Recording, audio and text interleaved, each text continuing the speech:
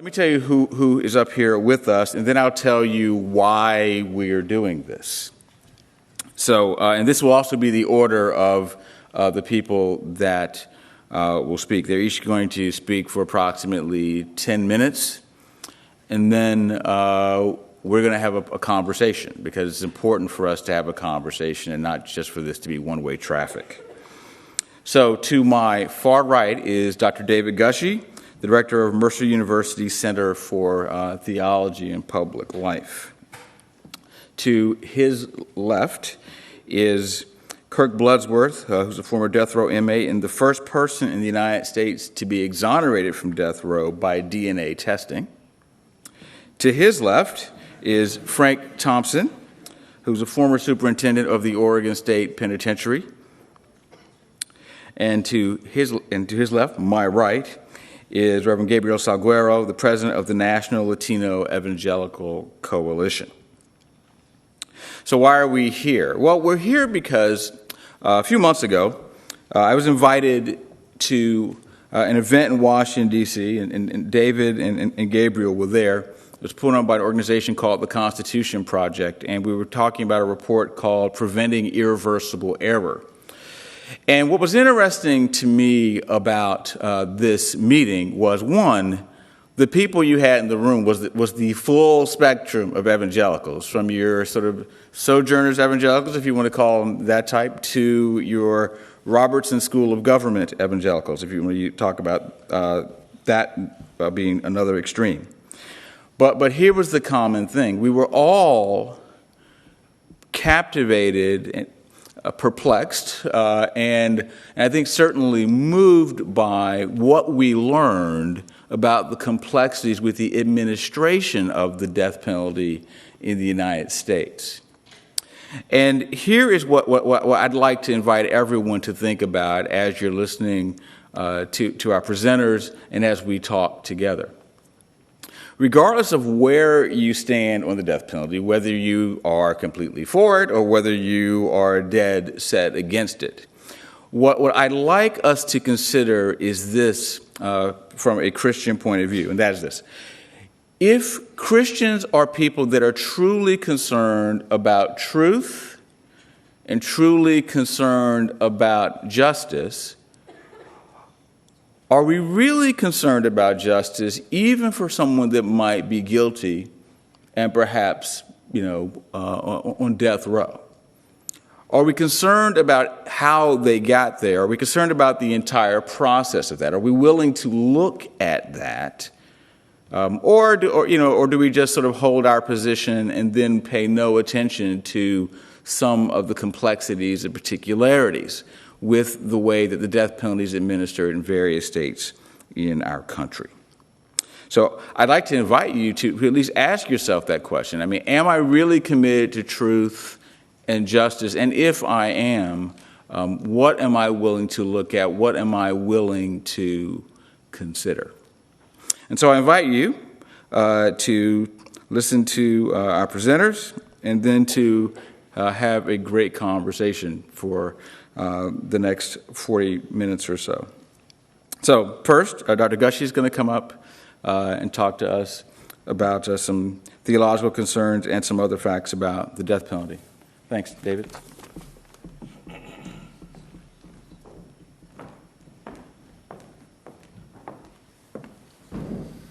Well, good evening, everybody.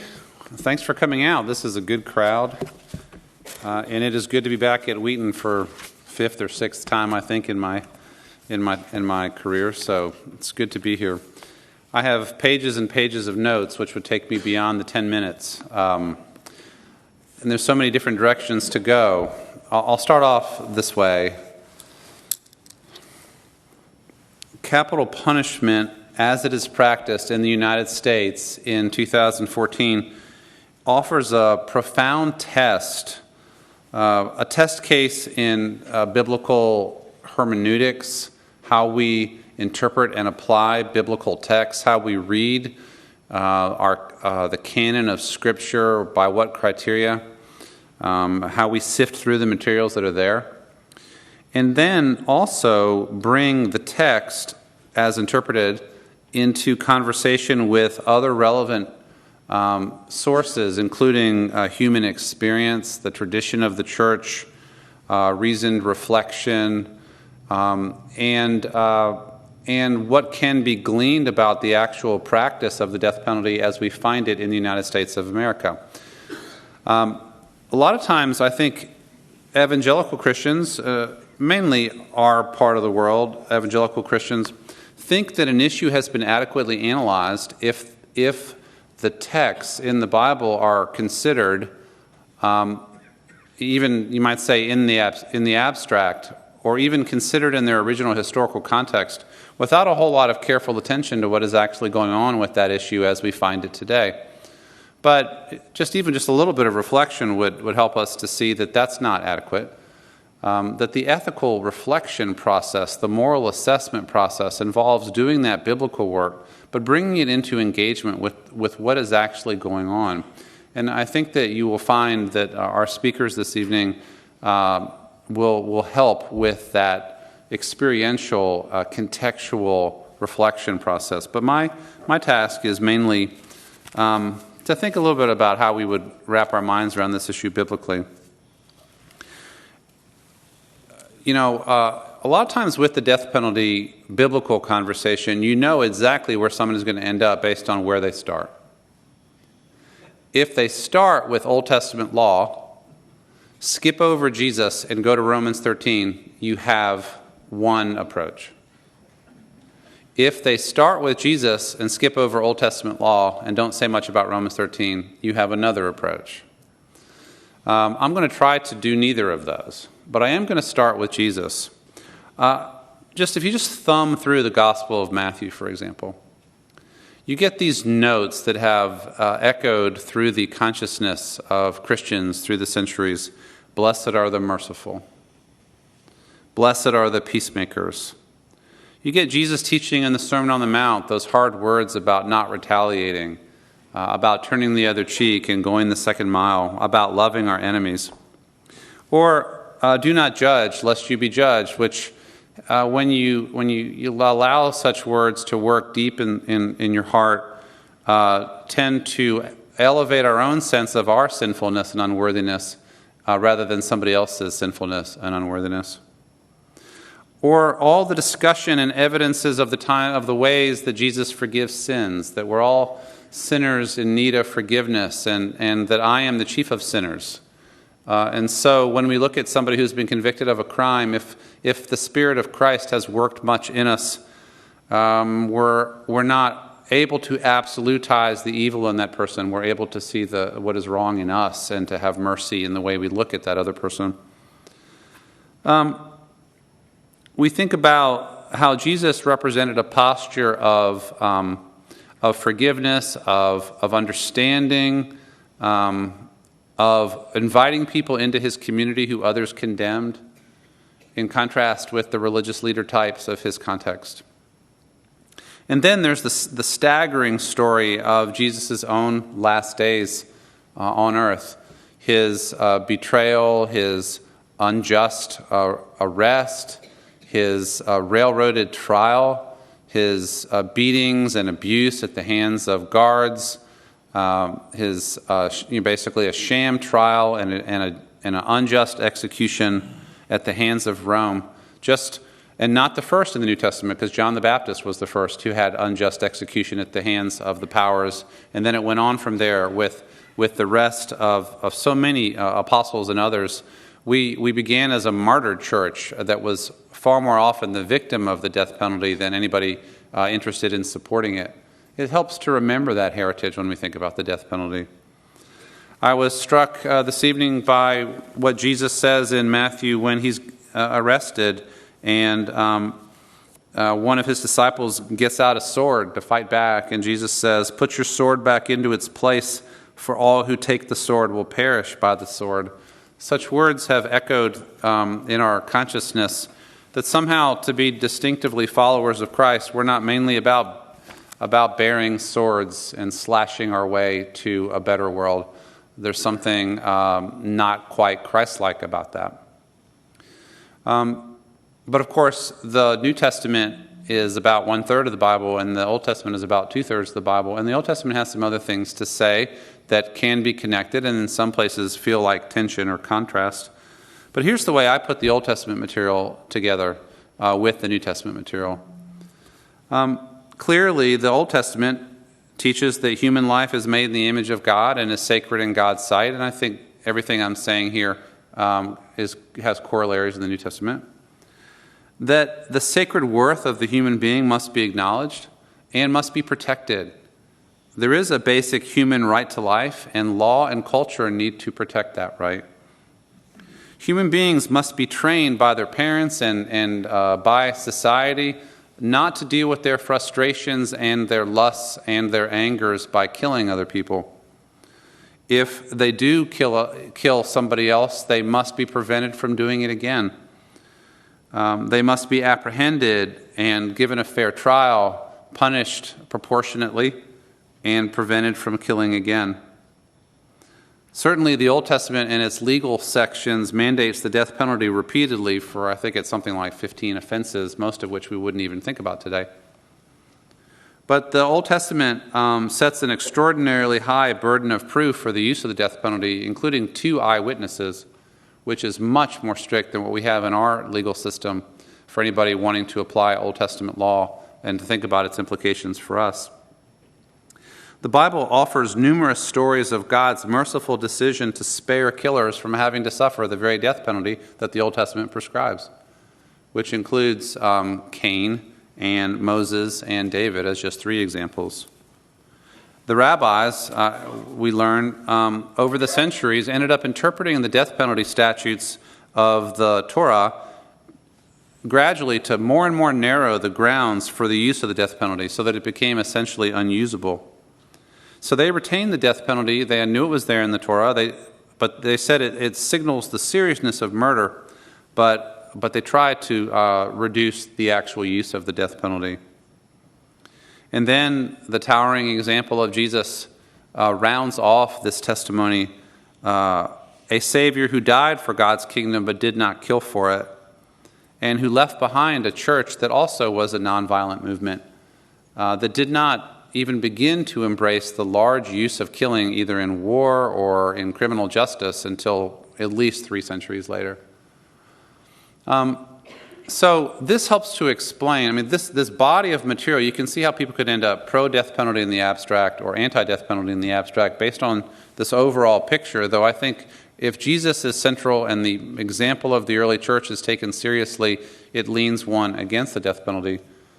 But when you actually look at the administration of the death penalty in the various countries around the world, including our own, it looks a whole lot less attractive than it would even begin to look from the material that I've already outlined. My dissertation and original research was on the Holocaust, which was state-sponsored mass killing. I spent a lot of my early formative research years studying the mass murders of the 20th century, almost all of which were perpetrated by the state. So most of Western civilization turned decisively against the state having the power to kill its own citizens after the crimes of the 20th century. And I'm holding here just the executive summary of all that is wrong with the administration of the death penalty in the U.S. now. This is just the executive summary. Some states misuse the death penalty because they're evil. Other states misuse the death penalty because they're just not able to do a just administration of justice, however much they might be trying to do it. I think that's more our case in the United States. So I'm not a fan of the death penalty for the reasons that I think are suggested by this presentation. And I would like to see us come to a place as Christians where we could help lead our society to the ultimate elimination of the death penalty. We don't need it. It's not good public policy. And it doesn't fit with the deepest witness, I think, of the Scriptures. Thanks.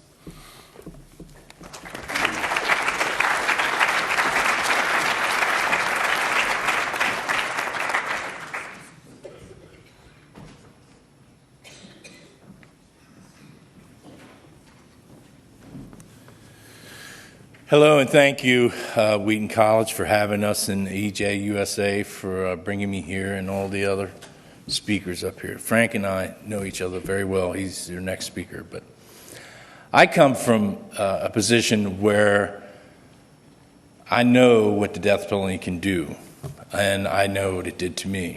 I was 23 years old, never been arrested for anything in my life.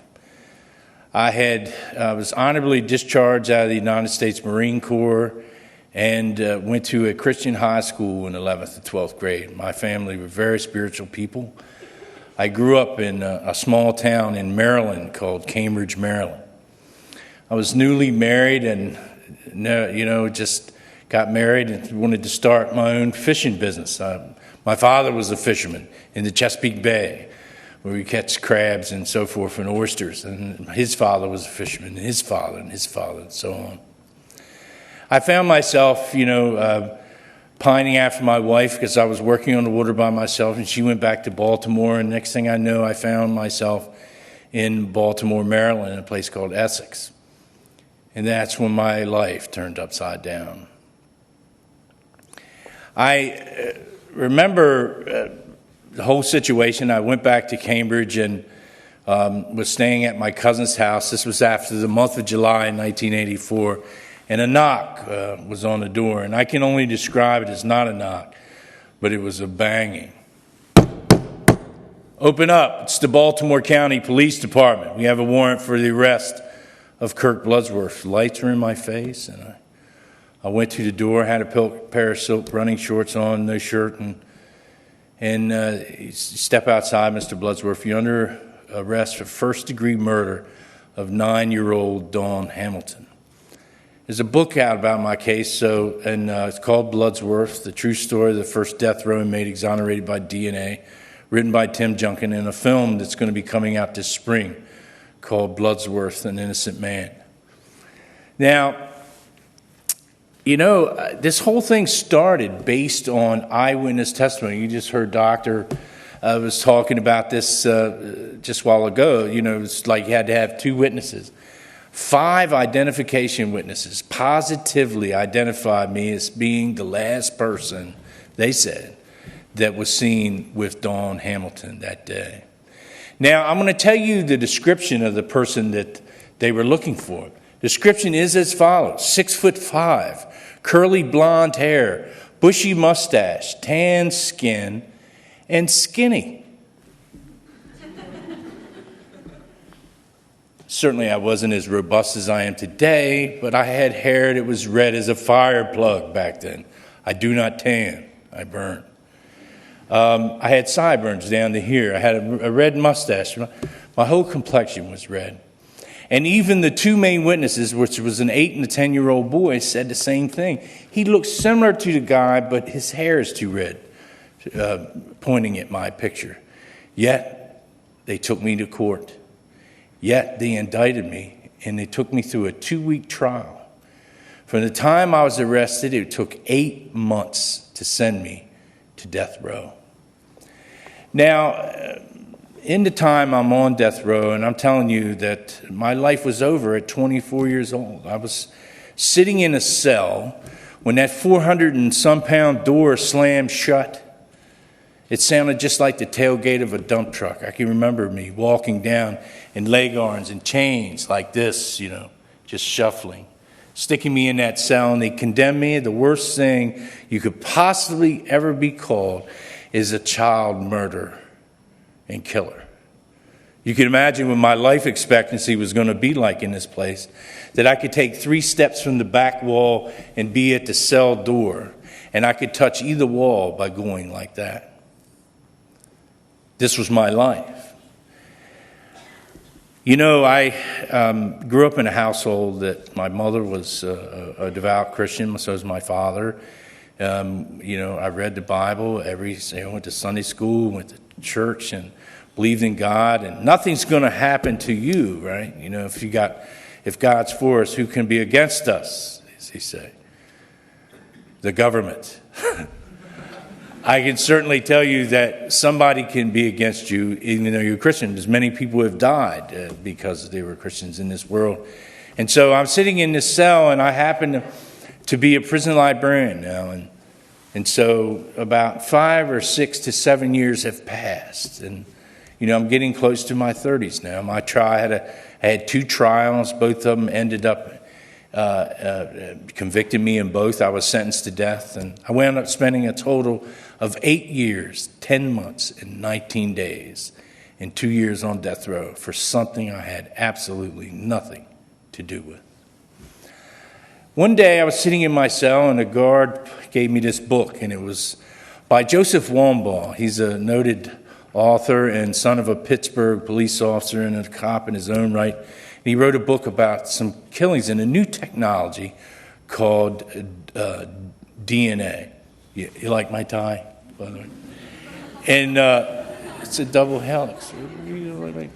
Anyway, so, it's my trademark. So I'm reading this book in rapt attention, and it's about this thing. To make a long story short, because we have a lot of time,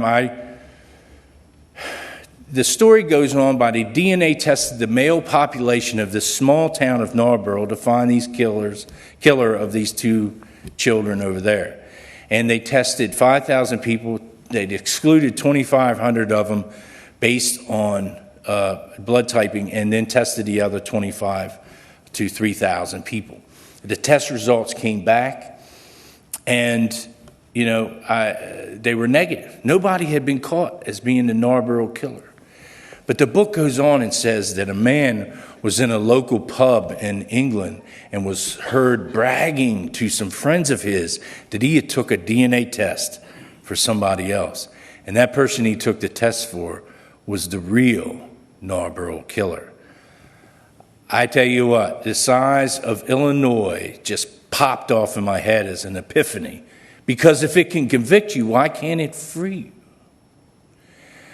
I started reading all the police reports, and I called the prosecutor, or wrote her a letter, and I said, look, I want to take this new testing. It's called DNA fingerprinting, and I can prove my innocence once and for all. She wrote me back a letter, and this is what she said. We regret to inform you the DNA has been inadvertently destroyed. My life was dashed. How could God leave me like this? But as one other exoneree said, and I cannot remember his name, only what he said, DNA is God's signature, and he doesn't write bad checks. On June 28th, 1993, the DNA came back, and it was not mine. I stepped out and became the first person in the United States freed by DNA. Flash forward 10 years now. I've been fighting the death penalty since I was in, and for the last 30 years. And happily, I'm here to report that with help from people like EJ USA, we've gotten rid of the death penalty in the state of Maryland as of last year. Now, picture this. I'm sitting in my office, and the phone rings, and it's the prosecutor. She says, we have an update on the Dawn Hamilton murder case, and we want to talk to you. So I met her at the Burger King restaurant in Cambridge, Maryland. I like Whoppers.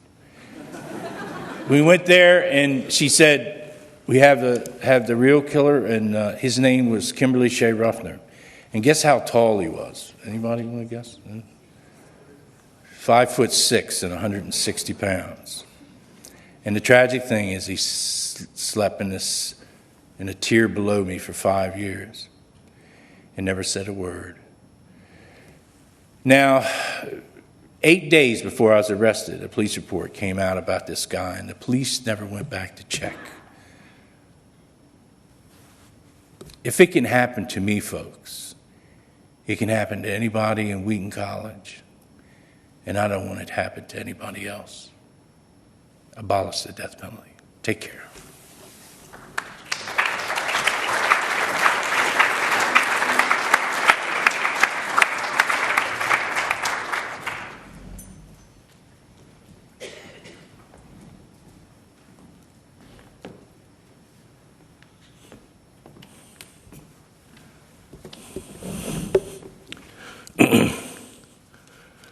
Good evening.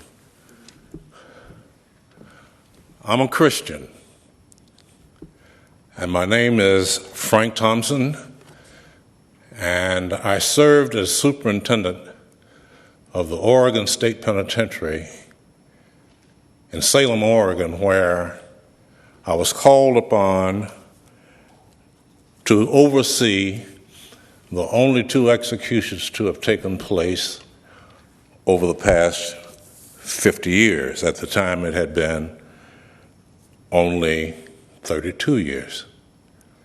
I want to thank Equal Justice USA and the administrators at Wheaton College for giving us an opportunity to share with you this afternoon.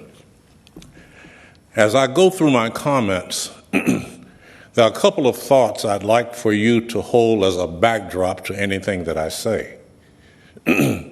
First of all, I do not believe there's any circumstance under which taking the life of another human being can be a good thing. Even under accepted circumstances of self-defense, taking the life of another human being is not a good thing to have to be involved in. People who support the death penalty and people who are against the death penalty largely agree that taking the life of a human being is not a good thing to be involved in. I don't believe that government should be involved in the promotion of any public policy that cannot be shown to have positive outcomes, evidence-based positive outcomes, that can be shown to improve the life and quality of life of the general public. Now, in these few moments that I have, I'd like to take you through the years when I was supportive of the death penalty and carry you through my Saul to Paul moment to where I became active in seeking its repeal. I came up during the 60s, born in the 40s, when I'm going to be talking about some events that many of you, most of you in here, can only be aware of through looking at television or reading the books. When I was growing up, I remember a young man by the name of Emmett Till being lynched in Mississippi, and his mother intentionally took a photograph of him in the casket to show how heinous his murder was. He was lynched publicly. I can remember when 4 young black girls were killed in a church. It was bombed.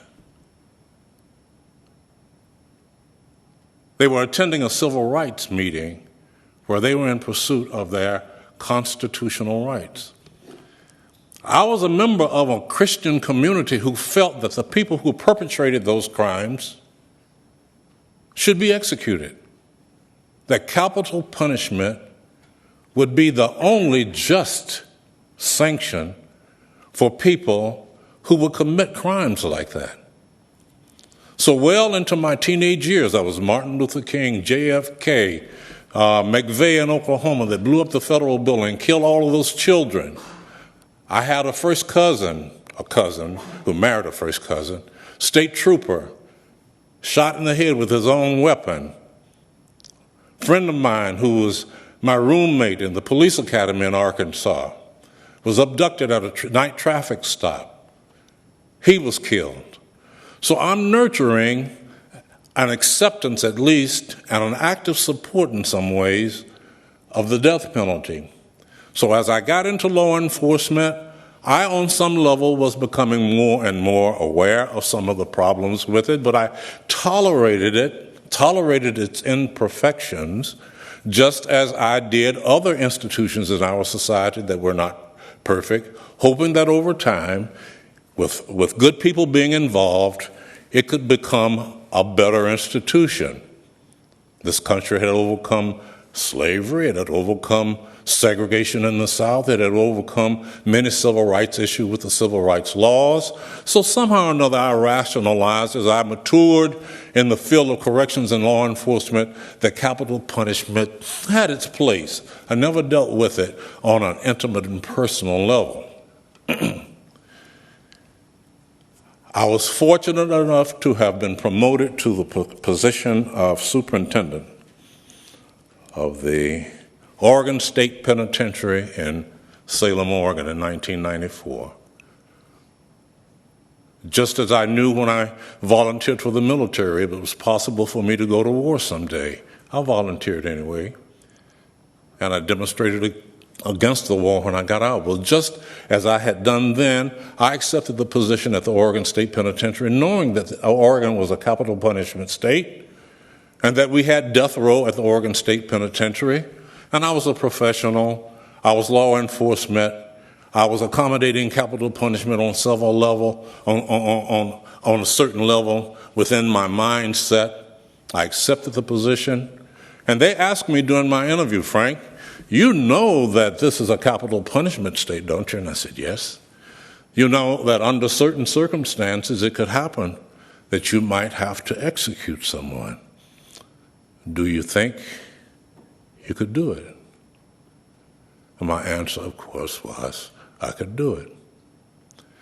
Well, there hadn't been an execution in 32 years, and it didn't really dawn on me that it was going 18 months later.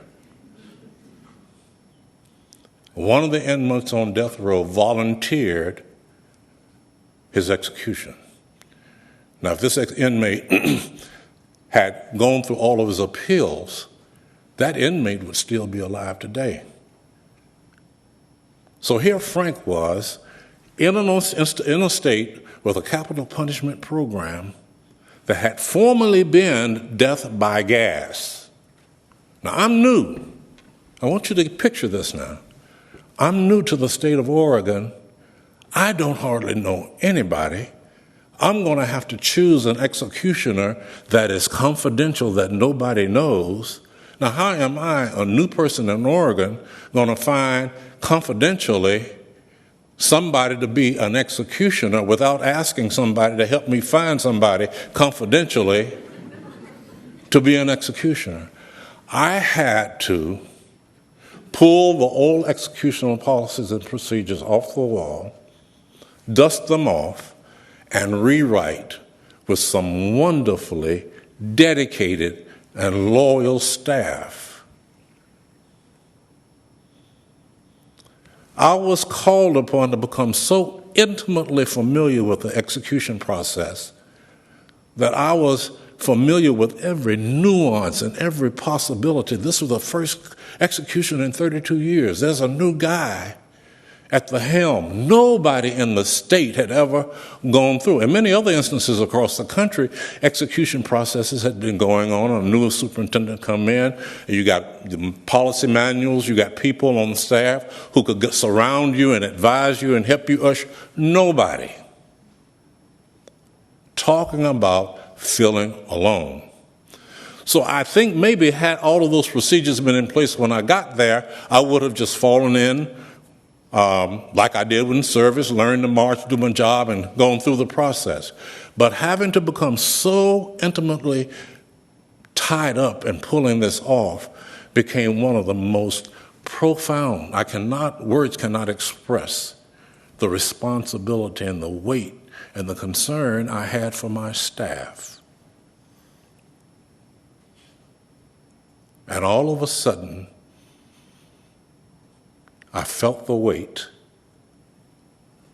that here I was training decent men and women how to take the life of a human being in the name of a public policy that cannot be shown to work.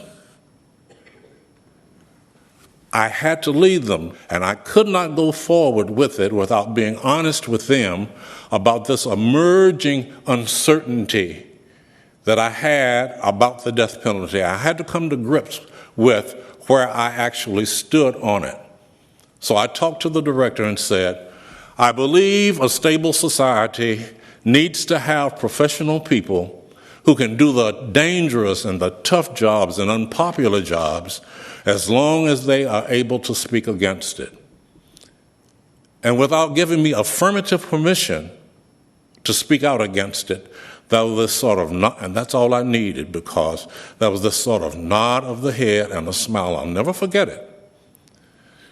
Now, he didn't want me to go out and get on soapboxes, of course, but he was giving me permission, just as a general can talk to the president or talk to a committee about what's going on wrong with the war. He was giving me permission to speak out against what we were doing. He was giving me permission to be honest with my staff. And that was my moment. We as citizens, because we get so angry at this person on death row that we've got to see this person die, we are sentencing decent men and women in our correctional facilities to possible life of post-traumatic stress, drug addiction, alcoholism, and you can just go to Google and put stress, staff, executions, and articles will pop up all the time about the increasing number of correctional staff who have been involved in executions that are having lifelong problems. And that's what we as citizens are doing. Nobody really thinks about that. And that came sharply to my attention, that I could no longer support the death penalty because it was not a policy. And see, public policies can't be moot in terms of their effectiveness. If it remains moot in terms of effectiveness too long, especially when there are reasonable alternatives, there's an obligation for us as a society and our leadership to look for reasonable alternatives. And we have one. That is life without the possibility of parole, and that's not some pie-in-the-sky kind of concept. We have states in this country who are doing life without the possibility of parole, holding men and women who committed heinous crimes, and they are doing just fine. It's not nearly as costly, it does not run the risk of killing innocent people, and it does not needlessly victimize decent men and women. Thank you.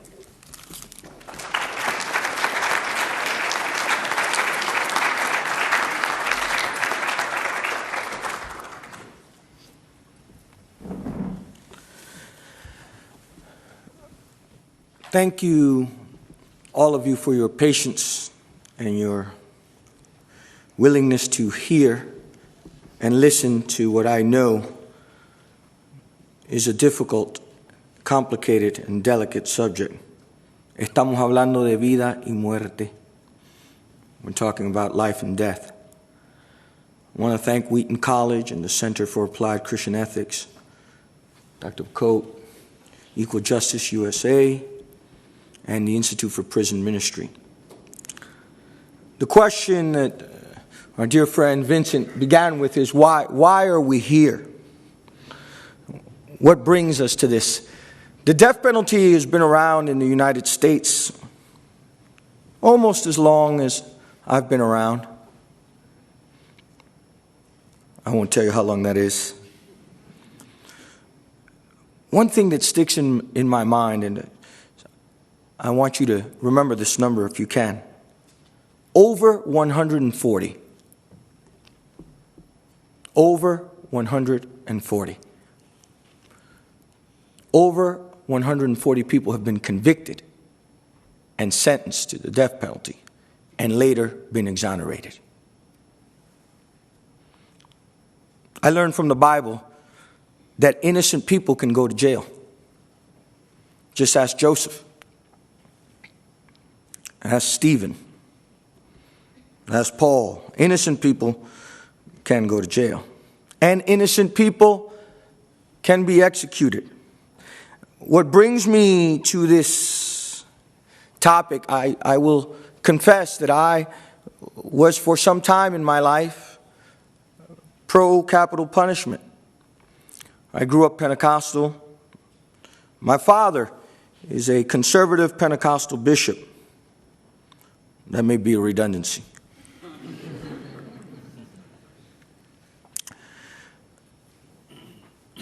But my father is also a former nocturnal pharmacist and leader of young groups. Translated, former drug dealer and former gang leader. My father was a violent young man and addicted to heroin. He did terrible things. Let me be clear. My father, by his own admission, was guilty. He got a second and a third chance. In the Bible, innocent people go to jail. And in the Bible, guilty people are pardoned. As David, whom murdered Uriah, Moses, who killed Paul, who was complicit in the death of Stephen. What do we do with people who are guilty of heinous crimes? What does the Bible have to say between the tension between mercy and judgment, mercy and truth? It is true what Frank says. In a society where there's reasonable alternatives like life imprisonment without the possibility of parole, we have options. And even with those options, some of us have chosen to sentence people to die.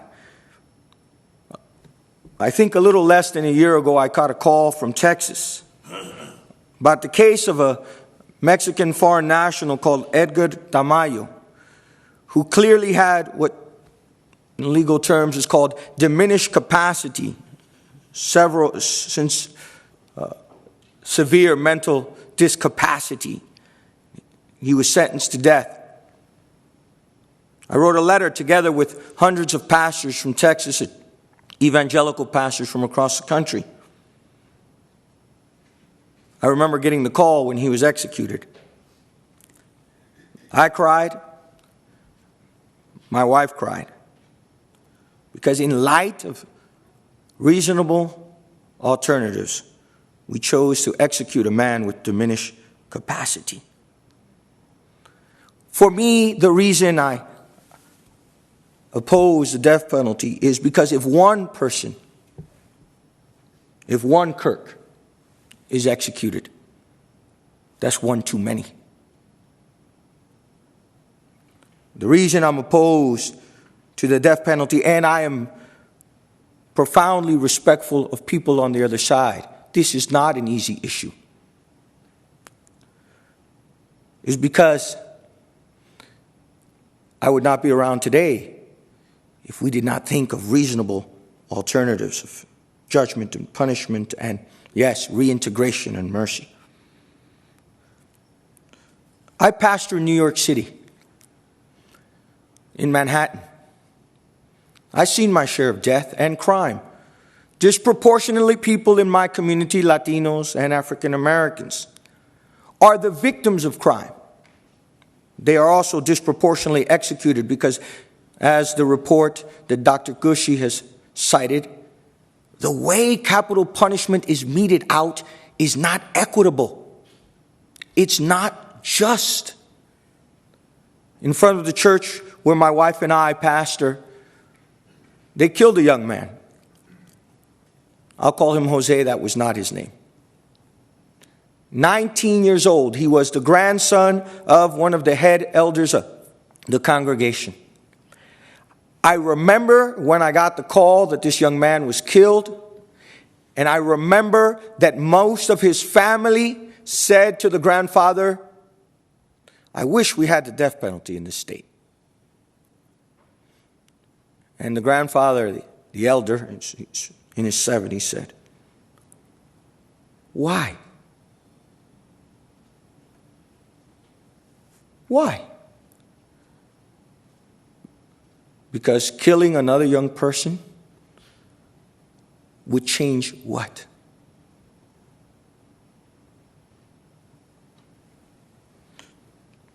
The reason I am here is because I'm a pastor. And because several years ago, when I lived in New Jersey, I had the case, and this was before the death penalty was abolished in New Jersey in December 17th of 2007, something that took us, a lot of us, a long time to get. I had the case of Ismael. That is his real name. And he was accused of a very heinous crime, and I went to visit him, and he told me he didn't do it. And I want to tell you that I did not believe him.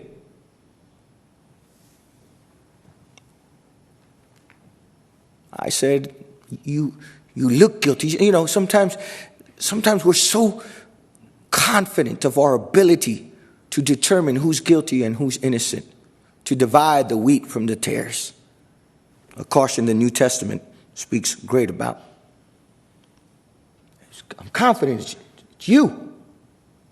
And I did not believe him. And at that time, even though I was a pastor and even though I visited him, I was an advocate for the death penalty.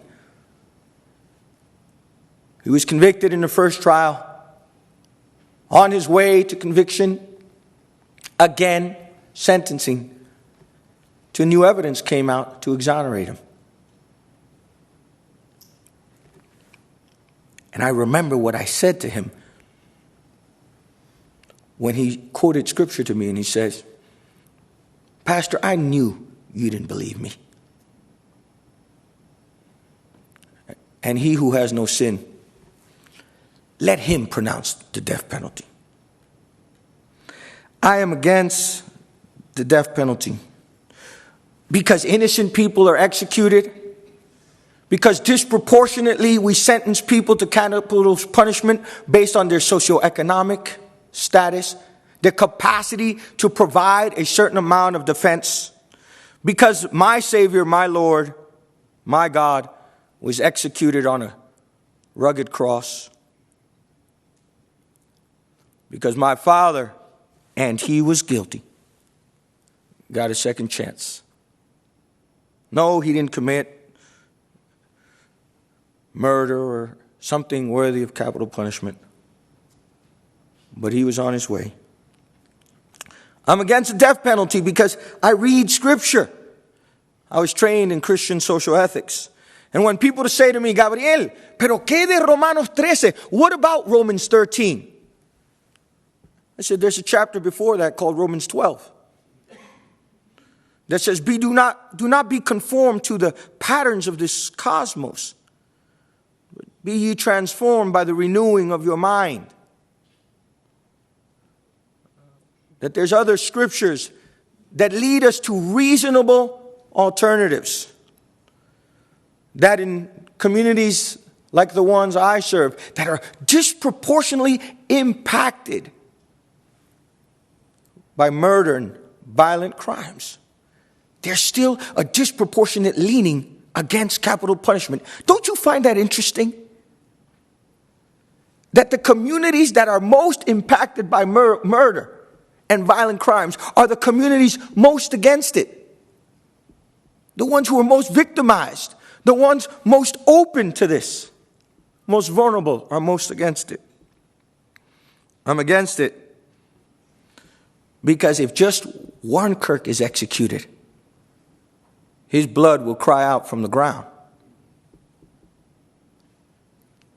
And the Lord will ask me, where is Abel, your brother? And my response will be, am I my brother's keeper?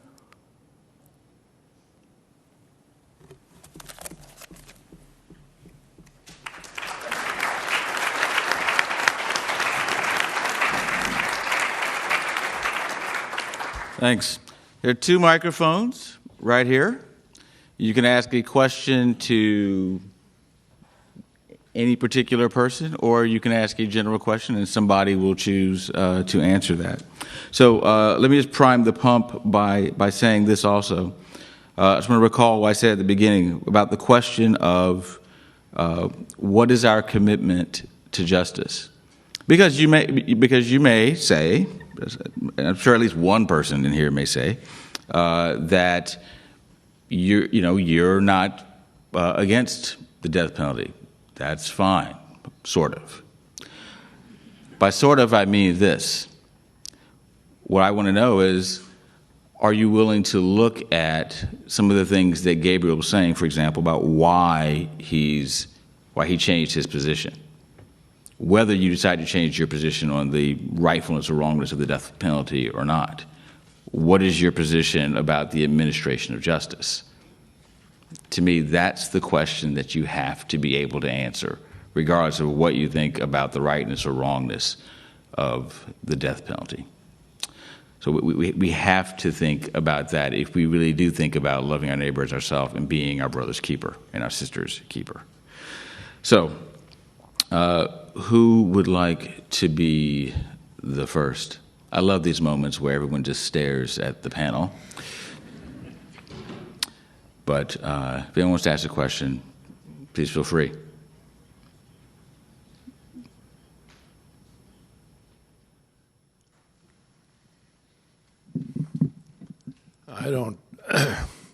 I really don't have any questions. I want to just thank you. I mean, I could give reasons why the death penalty shouldn't be more than maybe what you folks talked about. You almost have to be a minority. You almost have to kill a white person. If they would give everybody the same defense that O.J. Simpson got, that might help, and have the same poor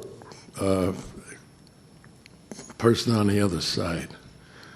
And I've felt this for a long. Even the economics of it. I argued with a man in my office about the economics. It's cheaper. It's the most expensive possible way that you can keep incarcerated people in death row. I'm so happy that you're here, and I'm glad that you let an old man talk. Thank you. We're glad you chose to talk. Thank you. Yes, sir. Hi.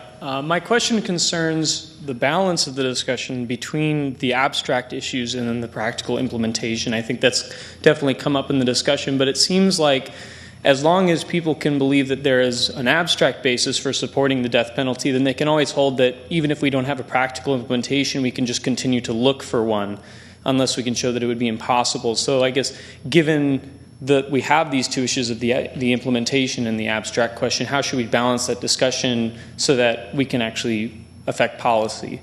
And I think it's a broader question related to how we read Scripture in the real world, in actual contexts. And it doesn't mean that we're not paying attention to Scripture or that we're downgrading biblical authority to say, let's say we could make a case for the death penalty biblically, and one can, you certainly can, but then that case gets undercut by the violation of core biblical principles in the actual administration of the death penalty. So if innocent people are being convicted, you have a blatant violation of justice. You have innocent, you have a core biblical principle being violated. If this is not a good stewardship of state resources, then you have a stewardship issue. If it's not a policy that advances the common good in any significant way, then you have a Romans 13 problem, right? And so maybe what this says is no issue should be considered in the abstract. Biblical principles, rules, norms, passages, and so on are meant to be brought into real-life analysis in real-life situations. And I think it betrays a lack of care, and it really helps to have somebody who's been in the system to embody the consequences of just kind of muddling through. Oh well, in principle this should work, so we'll just kind of keep working at it and hope we get it right someday. And meanwhile, here's Kirk, right? With his life on the line for something he didn't do. So I think there's a broader lesson here related to the way we read Scripture. All Scripture must be read and applied with real flesh and blood human beings and their well-being in mind, and never just in the abstract. And I guess another dimension of that, to add to that, is are people actually even paying attention to the administration of the death penalty? Because if you're directing attention to the administration of it, then we have to start thinking about the intersection of the interface of what our position is based on our reading of Scripture, and then how it's being worked out. Because if that's happening, and if we're actually thinking about the fact that we are dealing with actual flesh and blood human beings and not one or two dimensional objects that we sort of think are persons, then it's harder, I think, to stay in the realm of abstraction. And we have to ask, again, well, how is this being played out? And in fact, I think, Gabriel, you mentioned this, just the question of, how much do we think about people with diminished capacity? And what happens in the administration of justice with that, or failure to administer justice in that? If we actually think about that, but I think we don't. We're at a remove from it. So I think that enables people to stay in abstraction when that happens. Yeah, I think, I love the theology of the Gospel of John. And the Word became flesh. And it tabernacled, it dwelt among us. And it's only when it dwelt among us that we beheld its glory. Glory as the only begotten Son of the Father, full of grace and of truth, full of both things. I think, I like incarnation in Spanish, encarne, right? I think that, the gospel is incarnational. It's calling us to go live in the world and love the world, even if we don't love the things of the world, but love the people in the world. And isn't that the particular specialness of the Christian gospel? That kenotic incarnation and living among us, right? So I think that tension you bring out to me is really resolved in the person of Jesus of Nazareth, who became flesh and asked, that existential question of that great philosopher, Marvin Gaye. What's going on? Right? And so I'm a Christian, and so the incarnation means something to me. Not just as an idea, but in the words of Dietrich Bonhoeffer, my lived out theological ethic.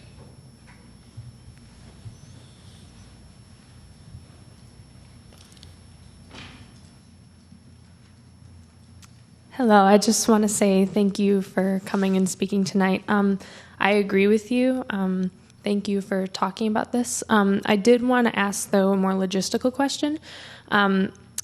What would you say to the people who bring up the argument of the death penalty being abolished and then just keeping people in prison for life being more expensive? What do you say to people who bring up that argument? It's just not true. It's just the facts are that executing a prisoner is much more expensive than keeping him or her in prison for life without the possibility of parole, given the appeals, given the kind of complexity, rightfully so, of a system because people's lives are at stake. It's just the stewardship argument, as David has said, is just the facts are that it costs more money to execute a person than it does to keep them in prison for life. To run death row calls for single cells.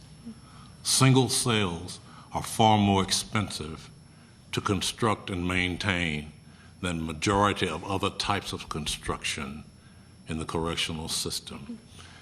A capital crime is processed on a bifurcated principle. There's the guilt and innocence, which is more expensive than regular murder trials, and then there's the sentencing, which is an additional expense. Then, for each person who is convicted of a capital crime, Here comes an expense that most all of the other prisoners don't go into. This long list of appeals involving county sheriffs, transportation, state police, a whole litany of attorneys. And some people say, why don't you just expedite that process and cut down on all of the appeals? Well, that expresses a catch-22, unfortunately. All of these appeals are our futile attempts to make sure that we don't kill the wrong person. So we put all of these safeguards in it, and the system still fails. There are plenty of studies out there that will help support the statement about how much more, astronomically more, capital crime cases are than a regular case. Thank you.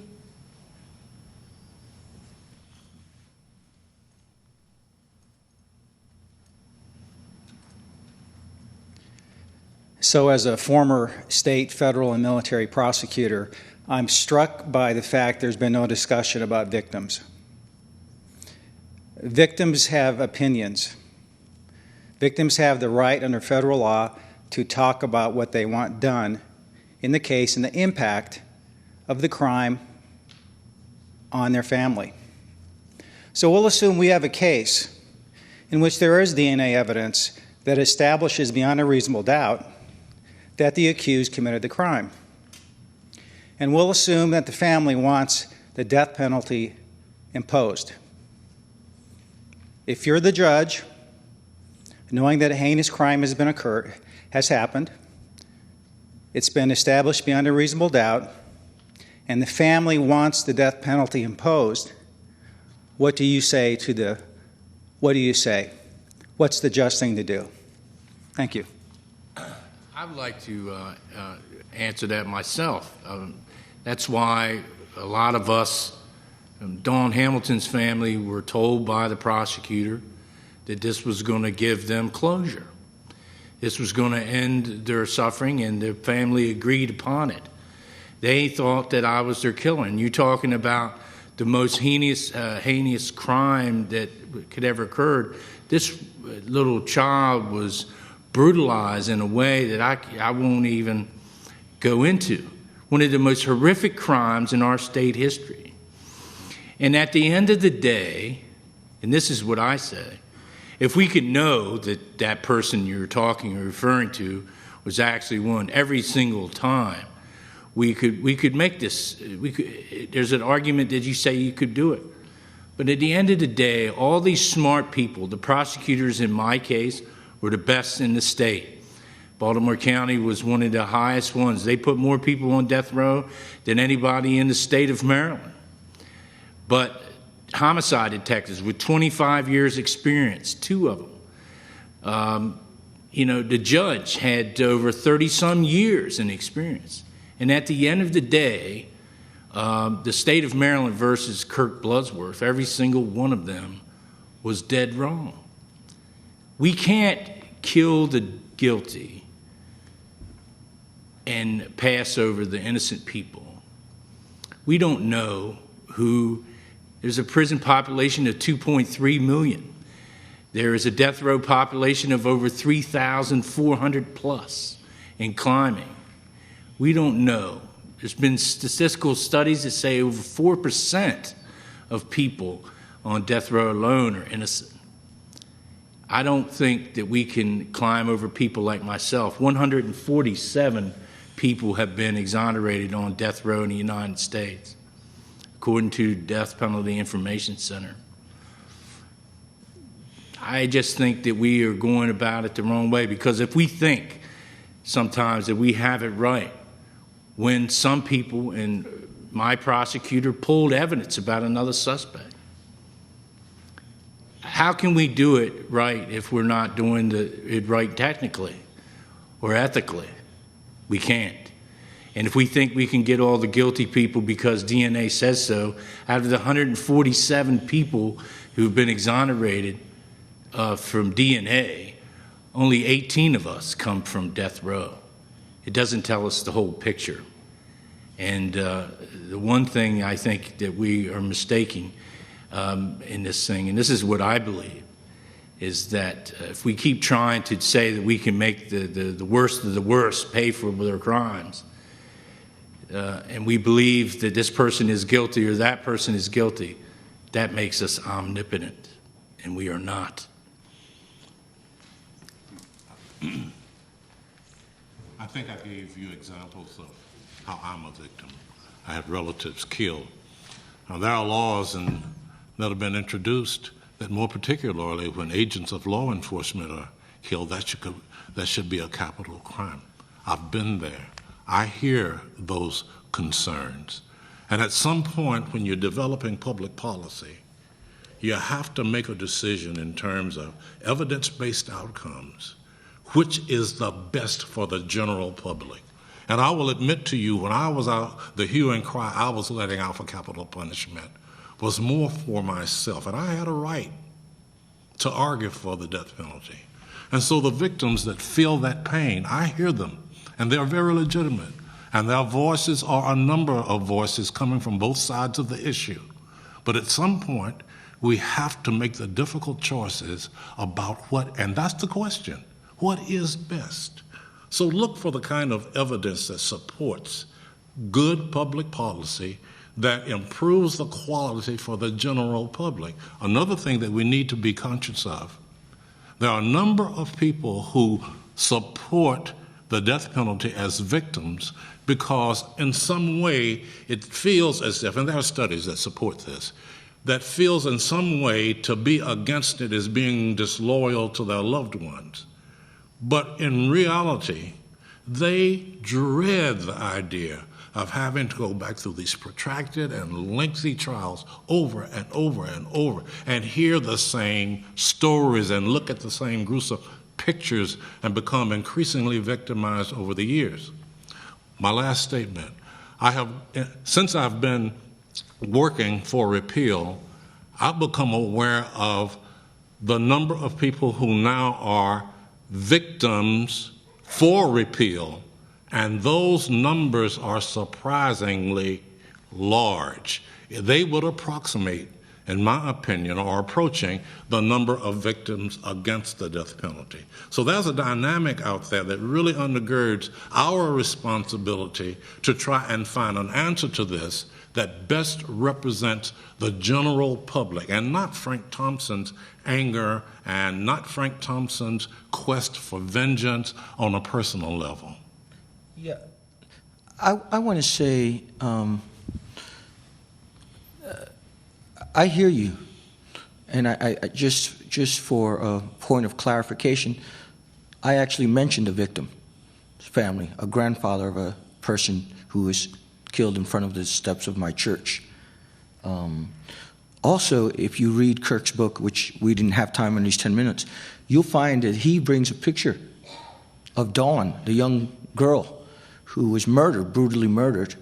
He was later exonerated of everywhere, and he's actually met with some of her family members, an aunt in particular, which is it's very moving. So I think we are acutely, as a pastor, I'm acutely aware. Again, as I said, in our communities, there's disproportionate murders and violent crimes, but we're disproportionately against it. So it's almost paradoxical in that sense. But I just want to piggyback on what Frank has said. St. Augustine has a great line. He asked, what is the summa bonum? What is the highest good? Right? The question when we're talking about, right, and you raise a very individualistic and very personal and story that repeats hundreds, maybe thousands of times. It's repeated in my own family, right? What is the summa bonum if, let's say the case you cited hypothetically about that person, there's DNA, inexcusable, right? Is it the summa bonum that we get one person right or even 10 people right but execute 2 people innocently? Is that the highest good? Is it a utilitarian analysis of cost benefit? How many guilty people are we allowed to execute for every innocent person we execute? Is that the moral calculus that we do as Christians or as citizens who seek the common good? There's got to be a moral calculus And people can fall in different ways. But Augustine, he had a point here, which is, what is the highest good? Let's say we executed 50 guilty people for every 3 innocent people. Can we all sign off on that? That I think is what he's talking about when he's talking about public policy, or what St. Augustine called the highest good. What would you say in the case of political leaders such as Hitler or Osama bin Laden, who have killed thousands of people? Would you say it was wrong to kill Osama bin Laden? Could you repeat it? Could you repeat it? What would you say in the case of political leaders throughout our history, such as Hitler and Osama bin Laden, who have killed many people? Would you say it was wrong to kill Osama bin Laden? You're asking that of me? Oh, any of you that would like to respond? I think in part of my presentation, I gave an example that in our society there are justifiable circumstances of self-defense. I'm one of those persons that if my door is being kicked in and my wife and child are at immediate danger of losing their lives, I've got to take care of business. When the 2 planes were headed for the towers and 2,000 lives were in the offing of being lost, I would support the United States of America doing what it had to do to save the innocent and save lives. Osama bin Laden, as far as I know of, and there is so much that goes on, as far as I know of, was actively supporting engineering aggression against the United States, similar to the 2 planes that hit the towers. Frank Thompson, in terms of self-defense, not knowing of any other options, could see a wisdom of an act like that. Your question is I think, a good one.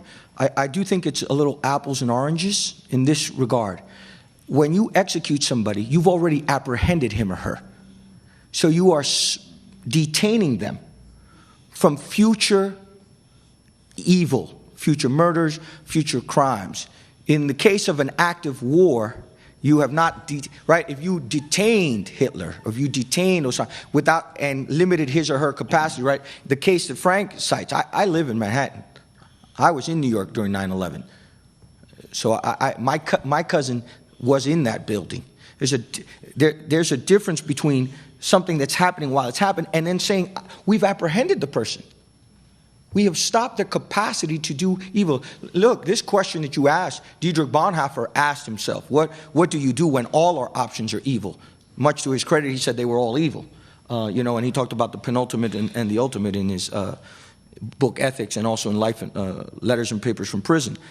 But I think we have to be careful that we don't draw false analogies between someone who's in the active war, right? And we have just war theory and pacifism and crusades, the kind of 3 traditions of Christian engagement in war, right? And somebody who's been apprehended, detained, and with a reasonable alternative. It really is, in many ways, apples and oranges. Somebody comes into my house, is trying to attack my family. It's not the same somebody who's been apprehended by the law and is subject to the law. So they're two very different questions. Well, in the case of bin Laden, of course, it wasn't. It was in the process of apprehending, right? So I mean, that's, we don't know. Yeah, if they were we don't know exactly what happened, right? So the point is that I think that's part of what makes it a difference.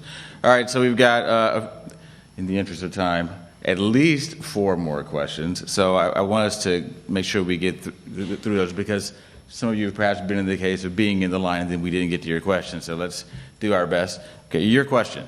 Sure, yeah. My question is about the larger systemic problem of falsely convicting people. So you talk about that number of 140 who were condemned, sentenced the death penalty and then exonerated later on. I don't think this is unique to the death penalty, and my question is, how do we handle this with just general incarceration? Thank you. Well, for me, I'm looking over this in the last 30 years, and I have to say that life without parole is an alternative that is very serious. I can tell you that this man sitting to my left will tell you, and I've been in that cell myself, and that's the reality of what they have to sit through. I think the National Registry has the innocence.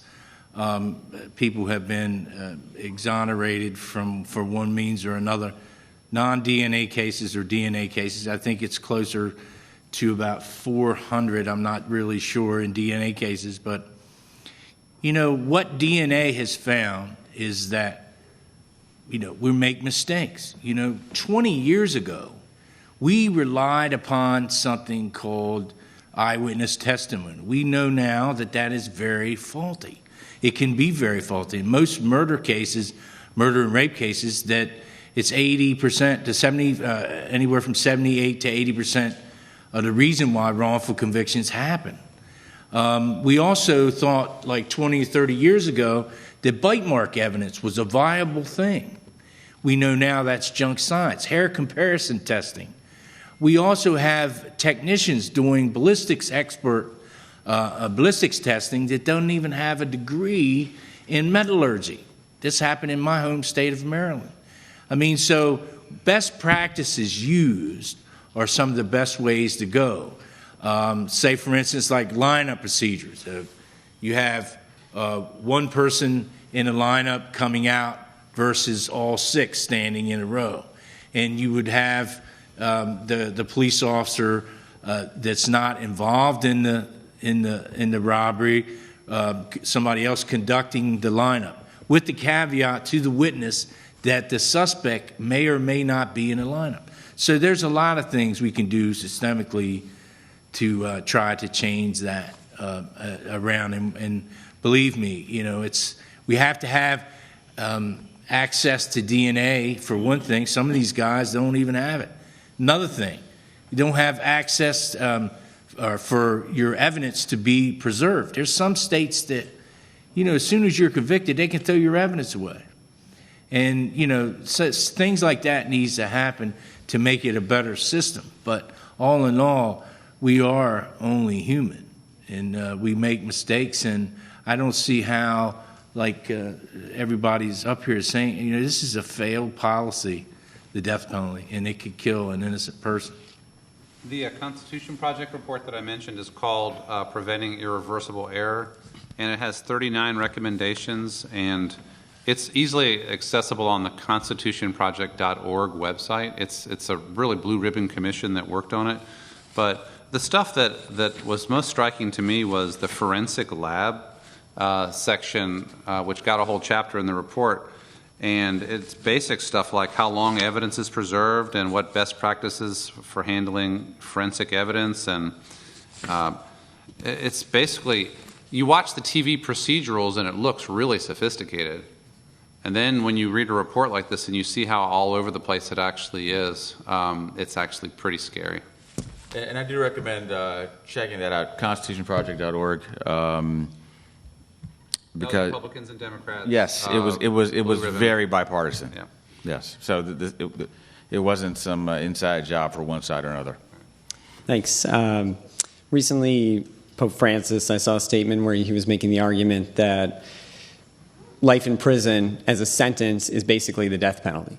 So I would wonder how you'd apply the ethics of that down a line. Is it just to do that? And I think the other question would be, to think about the abstract, I think, is really important because, for example, with the Catholic Church, there's a consistent ethic of life. And so that principle goes from abortion right up to the death penalty.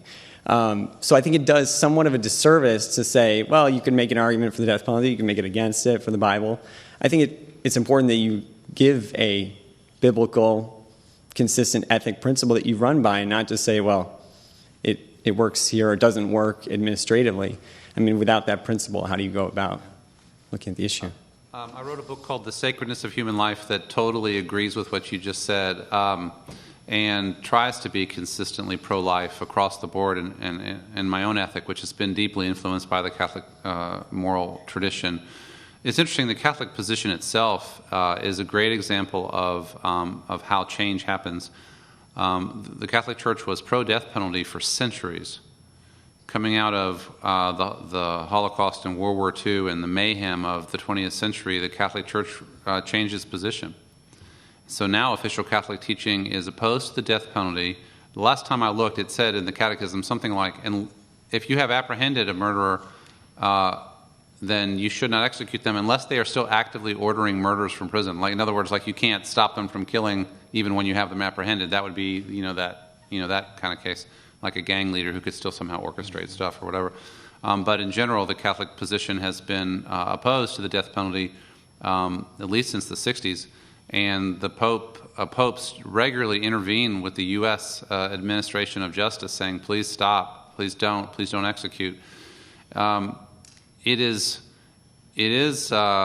interesting that the Pope now raised the issue of life imprisonment. And yes, life imprisonment with no hope of parole is a very, very strict punishment. Those who've been in the system would know how strict that is. I personally think that it is at least an arguably proper punishment for somebody who has taken the life of another. It's like you're trading your freedom for the life that you took, and that feels pretty just to me. But somebody else might want to make a comment on that. I just have to say one thing, and I'm going to quote a friend of mine. His name is Freddie Pitts, and he was in Florida with another guy. His last name was Lee, back in the 70s, and they were innocent in Florida, and they were on death row. He has a quote, and it's for Witness to Innocence. It's a group I used to belong to, and I think it's really addresses your question about life. And, he says, and I quote, you can free a man from prison, but you can't free him from the grave. And if he has life without parole, there's a better chance that we can go in there and get him. If we can't, I can't free a man from the grave. Only God can do that. Before we move to the next question, I think also what's important to note about your question, at least a potential subtext to your question is, do we think about the word rehabilitation, or do we just think about storing people in the prison, in our criminal justice system?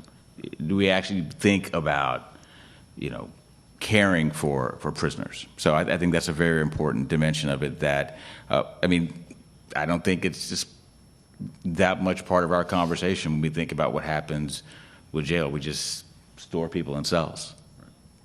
Thank you. Thank you all for being here today. I really appreciate it. My question is pretty related to the past couple in terms of the systemic issues that relate to the prison sort of system as a whole. I consider myself against the death penalty. There are a few arguments that I've heard that talk about concerns with how the abolishment of the death penalty would fail to affect some of those systemic issues, and I'm just not being as educated as I could. I'm interested to know if there's legitimacy to them. One is that an issue of how the appeals process works in each of these systems, and how an abolishment of the death penalty without a reconsideration of how systemic harms in the prison system work would actually decrease the likelihood for innocent people to be released from prison in general, because the appeals process is so much more extensive for people on death row. And the second having to do with the likelihood for people on juries to not convict individuals, or to convict individuals less frequently when the death penalty is a possible crime, because it is so severe to them in their minds. Are those arguments that you're familiar with, or anything that you'd like to say with respect to those? I'm not familiar with that latter argument, but I would just note the disproportionate imprisonment of certain populations, right? And the death penalty doesn't seem to have a whole lot to do with that. So I wouldn't be convinced by that necessarily, I guess is what I would say, for the latter part anyway. I would say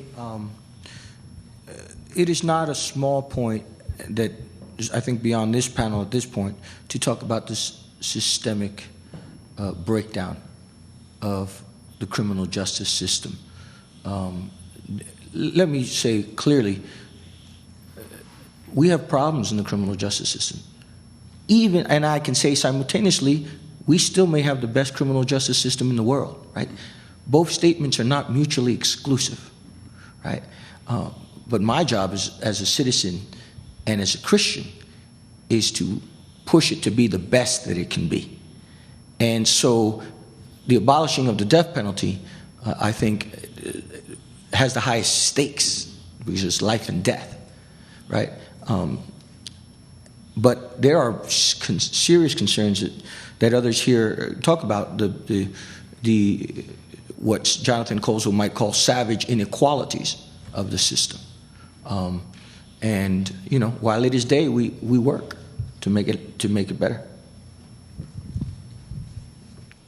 Hi, I'm not sure who to address this to, perhaps Frank Thompson, but I've discussed this topic with some friends of mine, and one question that sometimes is asked is whether having the death penalty in place in a state acts as an effective deterrent at all.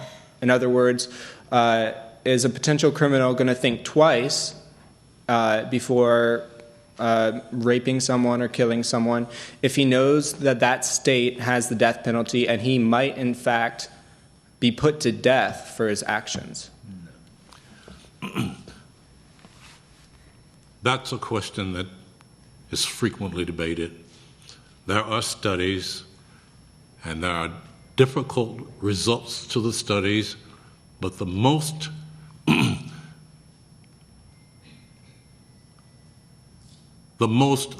credible is that there is essentially no proof that there is a difference in the rates at which capital crimes are committed between states that have capital punishment and do not have capital punishment. In fact, there are studies that suggest marginally capital crimes are committed to a lesser degree in non-capital punishment states. Okay, thank you. And you get the final question. Okay, it's not really a question. First of all, I'd like to thank you all for coming here to speak to us. I just have just want to raise a couple of issues that I have with some of these arguments that I'm seeing on the pamphlets and that are being made. I definitely agree that the risk of executing an innocent person is real, and it's really something that we should wrestle about. But I'm just thinking, we seem to be conflating several issues that some of the previous people who have come up here have said. So one of it is definitely the idea of comparing punishment versus the crime investigation procedure.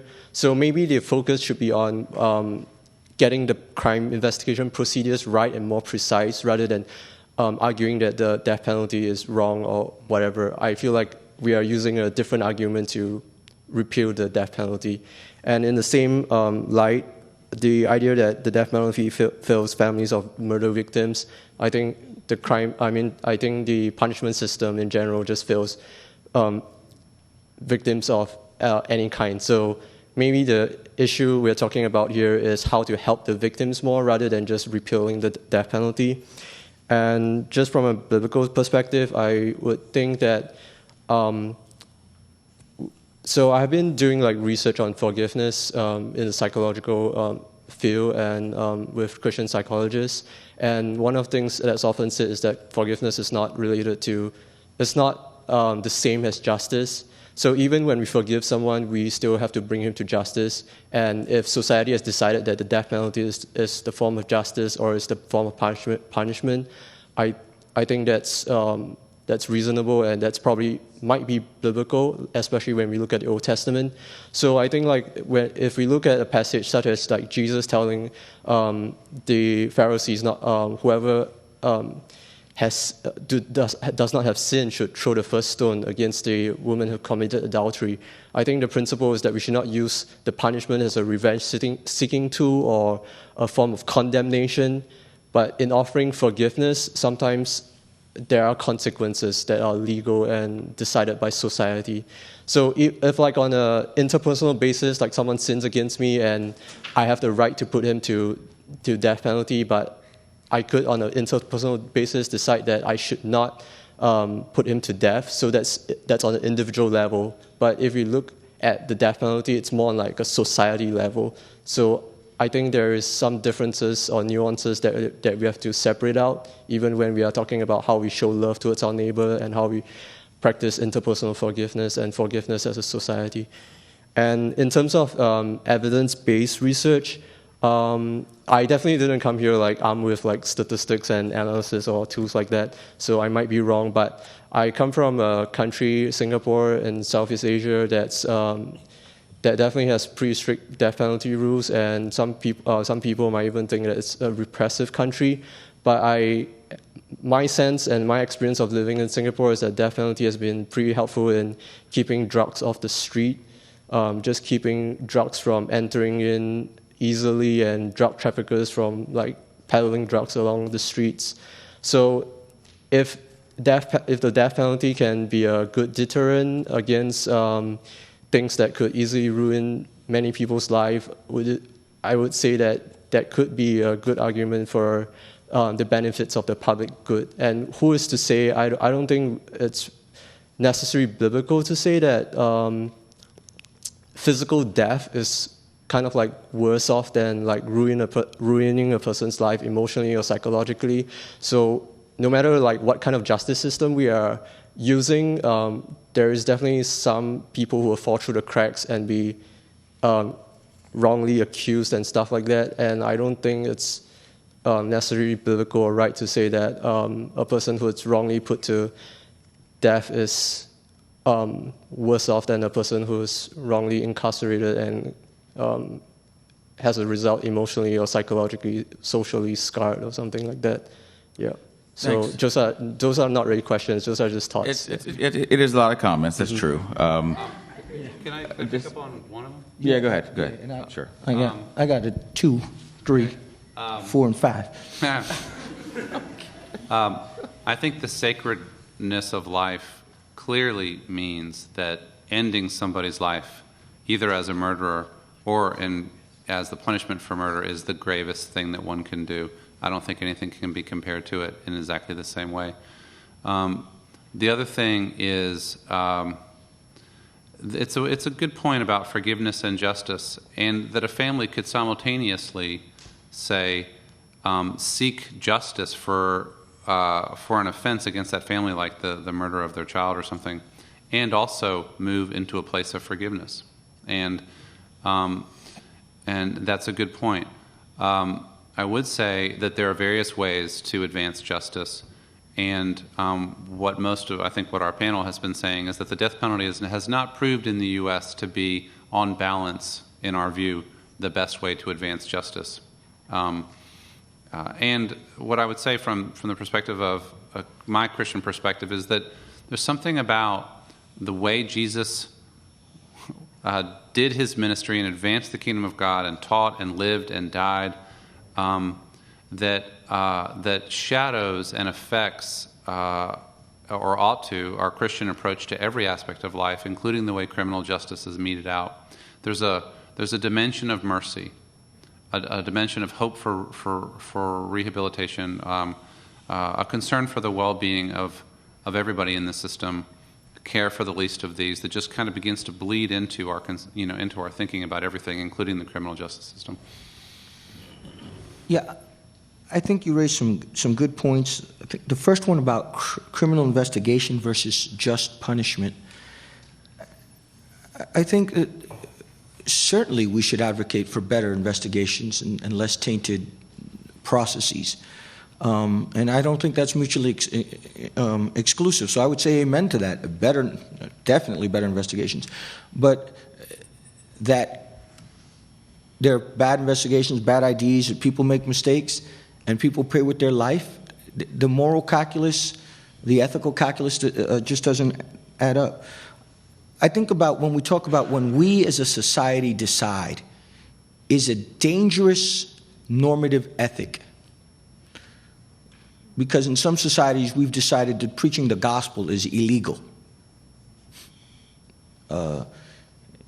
In our history, we decided that segregation was legal in certain parts of the country, that slavery was legal. Archbishop Thomas Wensky once says, Christians must be careful of legal positivism, which means just because something is legal doesn't make it moral. Apartheid was legal in South Africa, but it was immoral. Segregation was legal in the United States of America, but it was immoral. Right? So we have to be careful with phrases like "we as a society have decided," because the vox populi is not the vox Dei. The voice of the people is not the voice of God. And so we also have to be kind of self-critical. And I think the thing about victims is not a small point. Some of the people who have advocated for the abolishing of the death penalty said the money we save with abolishing the death penalty needs to be invested in the families of victims, in their healing, in their therapy, in their right. But I think that we have this tension between individual and communal. Let's say as the relative of a deceased victim want you to be executed, right? But I, as an individual of an innocent person, don't want them to be executed. So this is a very complicated calculus that we have to remember, that we live in community, right? Isn't that what the Eucharist is about, and the Lord's Supper, that the body is broken. When we drink the cup, that we break one part, we break all of it. So, and I'm not sure that in propagating more brokenness, we're bringing healing. And finally, evidence-based research on the public good in Singapore. You know, I have a friend who's a pastor in Singapore, and I'm not sure that I hear you say it's okay to execute drug dealers. I don't know what the argument was there. I didn't say it was okay, but I'm just trying to say that it does seem to have like some public good. Okay. So it has some public good, and so I think the follow-up question would be: is it the highest good? That's the Christian question. Yes, which the two of you can discuss in private after it's over. The last thing that I would say about this is I do think, because you had the pamphlets in your hand, please don't confuse the pamphlets necessarily with everything that everybody said up here in terms of what's being said there, what's being said here. It's important, I think, to distinguish what people are saying, and the fact that what people can say in 10 minutes is harder than what somebody can say in giving a 45 or 60-minute discourse. So we've covered a lot of territory here, so there's a lot to continue to discuss. I'm just glad that almost 150 people showed up to hear about it, because from my point of view, this is not a conversation that most Christians are even having. And I'm glad that there are Christians that showed up to have the conversation, and we can debate and talk about many of the complexities of it. But if Christians are committed to truth, if Christians are committed to justice, I mean, how can we think about there being something like a death penalty and not pay attention to how it's being administered? That, to me, would be an absolutely lamentable thing for Christians to do, regardless of what your stance is and whether you're pro-death penalty or anti-death penalty. So I'm so glad you all came this evening. Thank all of you for being here. Thanks, Equal Justice and Institute of Prison Ministry for your co-sponsorship. Have a great evening.